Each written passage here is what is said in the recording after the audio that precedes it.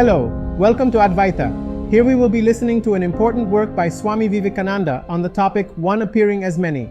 Make sure to watch this video till the end to get a grasp on non-dualism. Vairâgya or renunciation is the turning point in all the various yogas. The Karmi, worker, renounces the fruits of his work. The Bhakta, devotee, renounces all little loves for the almighty and omnipresent love. The Yogi renounces his experiences because his philosophy is that the whole nature, although it is for the experience of the soul, at last brings him to know that he is not in nature but eternally separate from nature. The Jnâni, philosopher, renounces everything because his philosophy is that nature never existed, neither in the past nor present, nor will it in the future. The question of utility cannot be asked in these higher themes. It is very absurd to ask it. And even if it be asked after a proper analysis, what do we find in this question of utility? The ideal of happiness, that which brings man more happiness, is of greater utility to him than these higher things which do not improve his material conditions or bring him such great happiness. All the sciences are for this one end, to bring happiness to humanity, and that which brings the larger amount of happiness, man takes and gives up, that which brings a lesser amount of happiness. We have seen how happiness is either in the body or in the mind or in the Âtman. With animals and in the lowest human beings who are very much like animals, happiness is all in the body. No man can eat with the same pleasure as a famished dog or a wolf. So in the dog and the wolf, the happiness is entirely in the body. In men we find a higher plane of happiness, that of thought, and in the Jnâni there is the highest plane of happiness in the self, the Âtman. So to the philosopher, this knowledge of the self is of the highest utility because it gives him the highest happiness possible. Sense gratifications or physical things cannot be of the highest utility to him because he does not find in them the same pleasure that he finds in knowledge itself. And after all, knowledge is the one goal and is really the highest happiness that we know. All who work in ignorance are, as it were, the draft animals of the devas. The word deva is here used in the sense of a wise man. All the people that work and toil and labor like machines do not really enjoy life, but it is the wise man who enjoys. A rich man buys a picture at a cost of $100,000 perhaps, but it is the man who understands art that enjoys it. And if the rich man is without knowledge of art, it is useless to him. He is only the owner. All over the world, it is the wise man who enjoys the happiness of the world. The ignorant man never enjoys. He has to work for others unconsciously. Thus far we have seen the theories of these Advaitist philosophers, how there is but one Âtman. There cannot be two. We have seen how in the whole of this universe there is but one existence, and that one existence when seen through the senses is called the world of matter. When it is seen through the mind, it is called the world of thoughts and ideas, and when it is seen as it is, then it is the one infinite being. You must bear this in mind. It is not that there is a soul in man, although I had to take that for granted in order to explain it at first, but that there is only one existence, and that one the Âtman, the self. And when this is perceived through the senses, through sense imageries, it is called the body. When it is perceived through thought, it is called the mind. When it is perceived in its own nature, it is the Âtman, the one only existence. So it is not that there are three things in one, the body and the mind and the self, although that was a convenient way of putting it in the course of explanation. But all is that Âtman, and that one being is sometimes called the body, sometimes the mind, and sometimes the self, according to different vision. There is but one being which the ignorant call the world. When a man goes higher in knowledge, he calls the very same being the world of thought. Again, when knowledge itself comes, all illusions vanish, and man finds it is all nothing but Âtman. I am that one existence. This is the last conclusion. There are neither three nor two in the universe, it is all one. That one, under the illusion of Maya, is seen as many. Just as a rope is seen as a snake, it is the very rope that is seen as a snake. There are not two things there, a rope separate and a snake separate. No man sees these two things there at the same time. Dualism and non-dualism are very good philosophic terms, but in perfect perception we never perceive the real and the false at the same time. We are all born monists, we cannot help it. We always perceive the one. When we perceive the rope, we do not perceive the snake at all. And when we see the snake, we do not see the rope at all. It has vanished. When you see illusion, you do not see reality. Suppose you see one of your friends coming at a distance in the street. You know him very well, but through the haze and mist that is before you, you think it is another man. When you see your friend as another man, you do not see your friend at all. He has vanished. You are perceiving only one. Suppose your friend is Mr. A, but when you perceive Mr. A as Mr. B, you do not see Mr. A at all. In each case, you perceive only one. When you see yourself as a body, you are body and nothing else. And that is the perception of the vast majority of mankind. They may talk of soul and mind and all these things, but what they perceive is the physical form, the touch, taste, vision, and so on. Again, with certain men in certain states of consciousness, they perceive themselves as thought. You know, of course, the story told of Sir Humphrey Davy, who has making experiments before his class with laughing gas, and suddenly one of the tubes broke, and the gas escaping, he breathed it in. For some moments, he remained like a statue.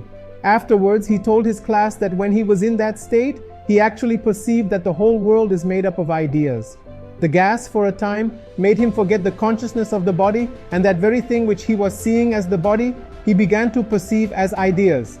When the consciousness rises still higher, when this little puny consciousness is gone forever, that which is the reality behind shines, and we see it as the one existence, knowledge, bliss, the one Âtman, the universal. One that is only knowledge itself, one that is bliss itself, beyond all compare, beyond all limit, ever free, never bound, infinite as the sky, unchangeable as the sky. Such a one will manifest himself in your heart in meditation. How does the Advaitist theory explain these various phases of heaven and hells, and these various ideas we find in all religions? When a man dies, it is said that he goes to heaven or hell, goes here or there, or that when a man dies, he is born again in another body, either in heaven or in another world or somewhere.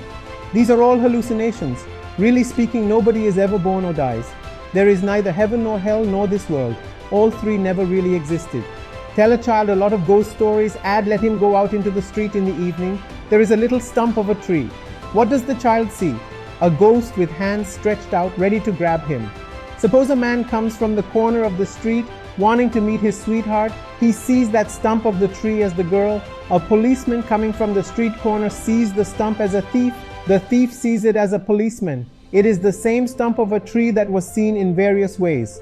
The stump is the reality, and the visions of the stump are the projections of the various minds. There is one being, this self. It neither comes nor goes. When a man is ignorant, he wants to go to heaven or someplace, and all his life he has been thinking and thinking of this. And when this earth dream vanishes, he sees this world as a heaven with devas and angels flying about, and all such things. If a man all his life desires to meet his forefathers, he gets them all from Adam downwards, because he creates them. If a man is still more ignorant, and has always been frightened by fanatics with ideas of hell, with all sorts of punishments, when he dies, he will see this very world as hell. All that is meant by dying or being born is simply changes in the plane of vision. Neither do you move, nor does that move upon which you project your vision. You are the permanent, the unchangeable. How can you come and go? It is impossible. You are omnipresent. The sky never moves, but the clouds move over the surface of the sky. And we may think that the sky itself moves, just as when you are in a railway train, you think the land is moving. It is not so, but it is the train which is moving. You are where you are. These dreams, these various clouds move. One dream follows another without connection. There is no such thing as law or connection in this world, but we are thinking that there is a great deal of connection. All of you have probably read Alice in Wonderland. It is the most wonderful book for children that has been written in this century. When I read it, I was delighted. It was always in my head to write that sort of a book for children. What pleased me most in it was what you think most incongruous, that there is no connection there. One idea comes and jumps into another, without any connection. When you were children, you thought that the most wonderful connection. So this man brought back his thoughts of childhood, which were perfectly connected to him as a child, and composed this book for children. And all these books which men write trying to make children swallow their own ideas as men are nonsense. We too are grown-up children, that is all. The world is the same unconnected thing, Alice in Wonderland, with no connection whatever. When we see things happen a number of times in a certain sequence, we call it cause and effect, and say that the thing will happen again. When this dream changes, another dream will seem quite as connected as this. When we dream, the things we see all seem to be connected. During the dream, we never think they are incongruous. It is only when we wake that we see the want of connection. When we wake from this dream of the world and compare it with the reality, it will be found all incongruous nonsense, a mass of incongruity passing before us. We do not know whence or whither, but we know it will end. And this is called Maya, and is like masses of fleeting, fleecy clouds. They represent all this changing existence, and the sun itself, the unchanging, is you. When you look at that unchanging existence from the outside, you call it God. And when you look at it from the inside, you call it yourself. It is but one. There is no God separate from you, no God higher than you, the real you. All the gods are little beings to you. All the ideas of God and Father in heaven are but your own reflection. God himself is your image. God created man after his own image. That is wrong. Man creates God after his own image. That is right. Throughout the universe, we are creating gods after our own image. We create the God and fall down at his feet and worship him. And when this dream comes, we love it. This is a good point to understand, that the sum and substance of this lecture is that there is but one existence, and that one existence seen through different constitutions appears either as the earth, or heaven, or hell, or gods, or ghosts, or men, or demons, or world, or all these things. But among these many, he who sees that one in this ocean of death, he who sees that one life in this floating universe, who realizes that one who never changes, unto him belongs eternal peace, unto none else, unto none else. This one existence has to be realized. How is the next question? How is it to be realized? How is this dream to be broken? How shall we wake up from this dream that we are little men and women, and all such things? We are the infinite being of the universe and have become materialized into these little beings, men and women, depending upon the sweet word of one man or the angry word of another, and so forth. What a terrible dependence, what a terrible slavery. I, who am beyond all pleasure and pain, whose reflection is the whole universe, little bits of whose life are the suns and moons and stars, I am held down as a terrible slave. If you pinch my body, I feel pain. If one says a kind word, I begin to rejoice.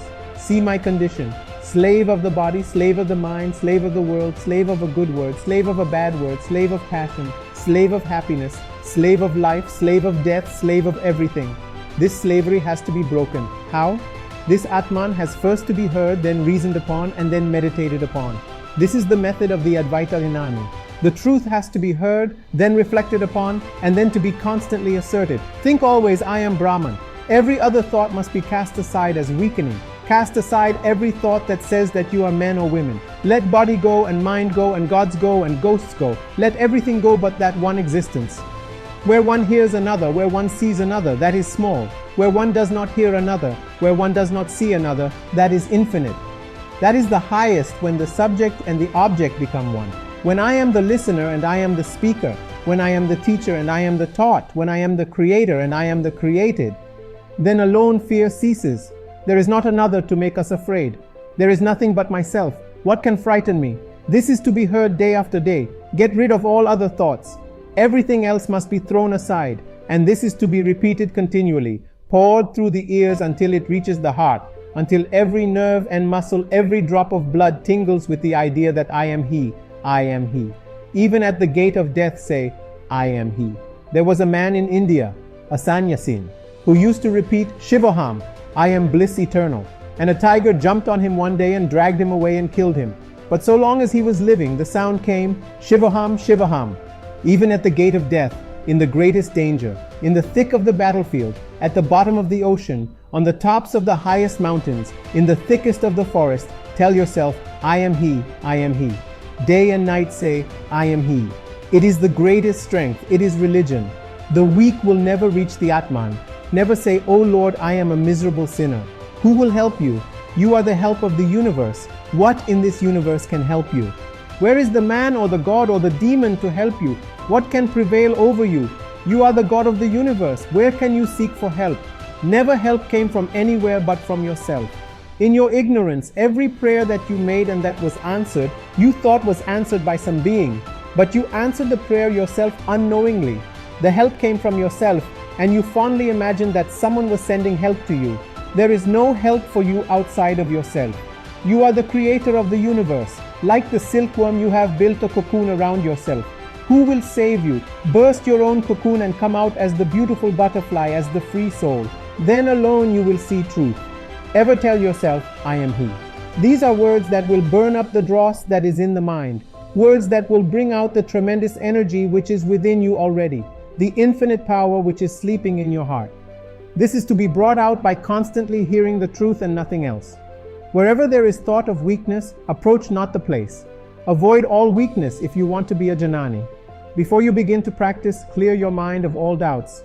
Fight and reason and argue, and when you have established it in your mind that this and this alone can be the truth and nothing else, do not argue anymore. Close your mouth. Hear not argumentation, neither argue yourself. What is the use of any more arguments? You have satisfied yourself, you have decided the question. What remains? The truth has now to be realized, therefore why waste valuable time in vain arguments? The truth has now to be meditated upon, and every idea that strengthens you must be taken up, and every thought that weakens you must be rejected.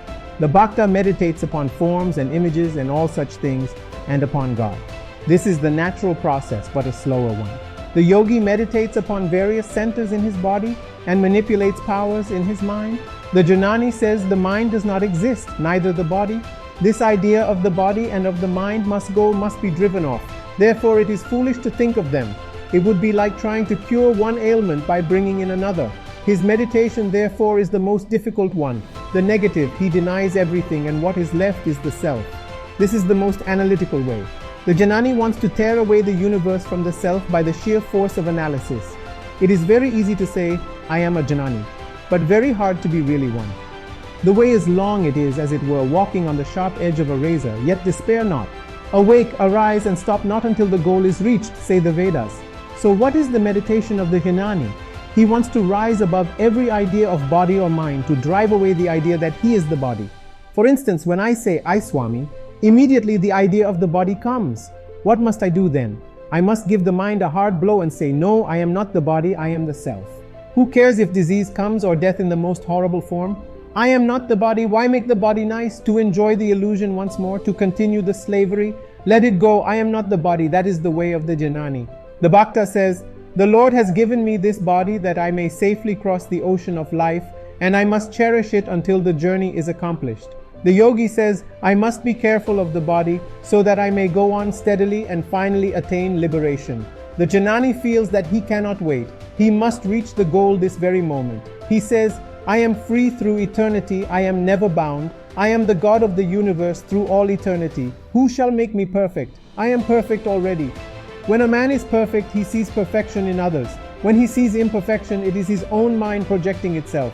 How can he see imperfection if he has not got it in himself? So the Jnâni does not care for perfection or imperfection. None exists for him. As soon as he is free, he does not see good and evil. Who sees evil and good? He who has it in himself. Who sees the body? He who thinks he is the body. The moment you get rid of the idea that you are the body, you do not see the world at all. It vanishes forever. The Jnâni seeks to tear himself away from this bondage of matter by the force of intellectual conviction. This is the negative way, the neti. Not this, the end. We hope you found this valuable. Make sure to subscribe to Adhvaitha. Thank you.